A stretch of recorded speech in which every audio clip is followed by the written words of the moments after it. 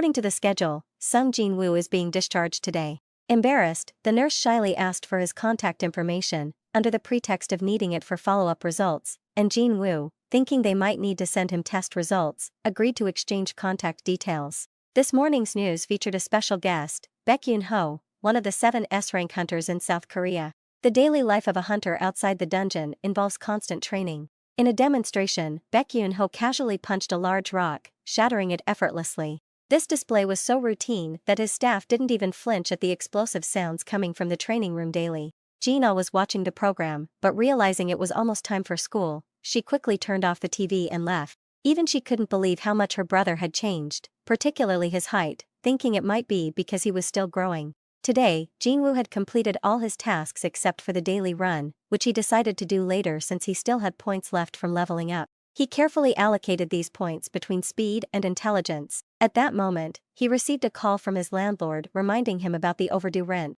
Jin-Woo scrolled through his phone looking for a well-paying job, but, being an E-rank hunter, he wasn't allowed to enter high-level gates. He considered getting reassessed to improve his rank, knowing that being able to level up and grow stronger would attract attention, which he wanted to avoid. So, he decided to jog straight to the construction site of his new mission, planning to complete his daily run task at the same time, since missing even one daily mission would result in a penalty. These are the people who will be teaming up with Jin-Woo to raid the dungeon today. One of them recognized Jin-Woo as the weakest hunter in humanity. In reality, they only needed him to meet the required number of team members. The strength of an E-rank hunter like him wasn't necessary. This dungeon was a C-rank, requiring at least 8 participants, with more than half being C-rank hunters. Since Jin-Woo wouldn't be participating in the fighting, he wouldn't get a share of the loot. However, they agreed in the contract to pay him in full, just to help them meet the member requirements. Jin-Woo only needed to carry supplies and medicine. Upon hearing this, Jin-Woo was surprised, because the team didn't have a healer.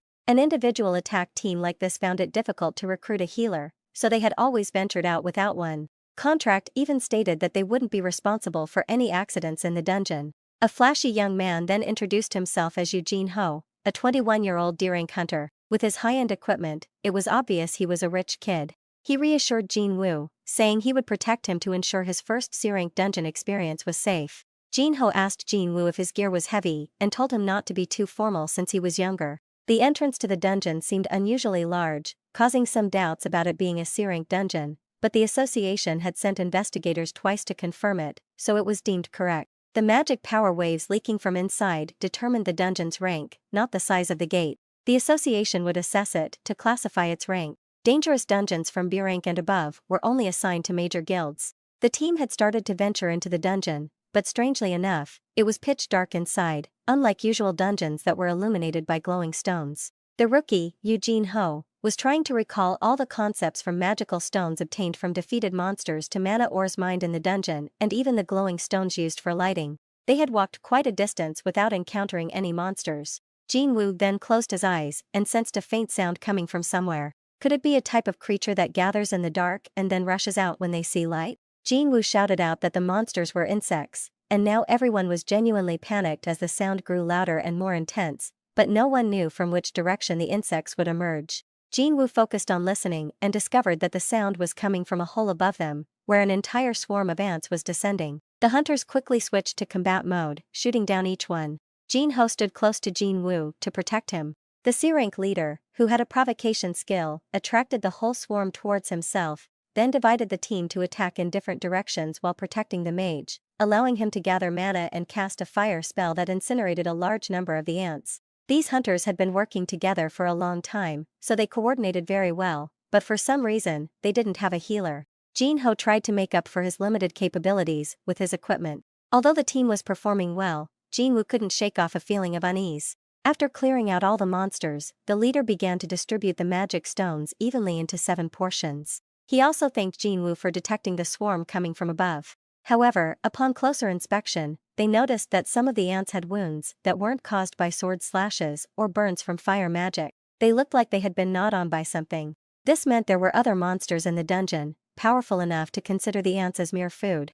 Jin-Woo asked Jin-Ho if his sword and shield were expensive, and indeed, they were. The boy's father had bought him top-notch equipment to ensure a smooth first dungeon raid. Jin-Woo advised Jin-Ho to be careful. The team continued deeper into the dungeon. Strangely, the path was extremely long and empty, with no other monsters in sight. Jin-Ho frequently checked if Jin-Woo was having a hard time carrying the luggage. Jin-Woo sensed something was off. He didn't need to do anything, yet he was being paid handsomely. It was odd for such an experienced team to have no healer, especially after being established for a long time. They had traveled a considerable distance, and the path was littered with dying or dead ants, none of which were unscathed. The group realized they had to find the boss monster to open the exit. The mage created light to illuminate the path ahead, making everyone more comfortable moving forward. Seeing spider webs tangled ahead, the team believed the boss room was close. Inside, the dungeon was filled with an unbelievable amount of mana ores. While not as valuable as magic stones, the sheer quantity here was worth billions.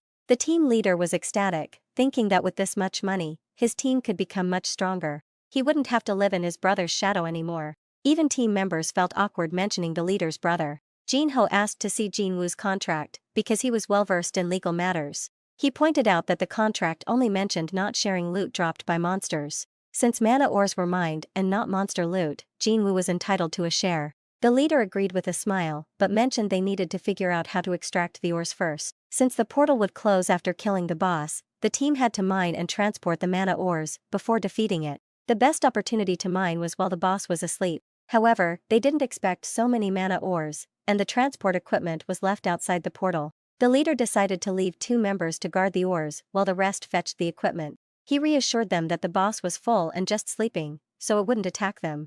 He even smiled, telling the rookies to trust the experts like him. Jin-Woo recalled that it required 8 people to enter a C-rank dungeon, but this team had only 6 members and no healer. Suspiciously, when the leader and others left the boss room, they blocked the entrance. The mage cast a spell, causing rubble to seal the path. Jin-Woo remembered Song Chi-yeol's words about many hunters being willing to kill for profit. If anything happened in the dungeon, no one would know, because there were no cameras. These scumbags led weaker hunters into danger and abandoned them. Jin-Ho couldn't believe they would kill for such a small amount of mana ores. The noise from the explosion woke the boss. Jin-Woo noticed and guessed that the deceivers planned to escape through the holes in the walls. Seeing the 2 juicy targets, the boss started descending, intent on devouring them. The difference in rank was significant, and both were terrified. However, Jin-Woo, recalling the nightmare dungeon from before, quickly changed his mindset. This difference in power was nothing compared to that harrowing experience. He told Jin-Ho that he would handle the dungeon boss, then pulled out Kasaka's venom fang from his inventory. And that concludes episode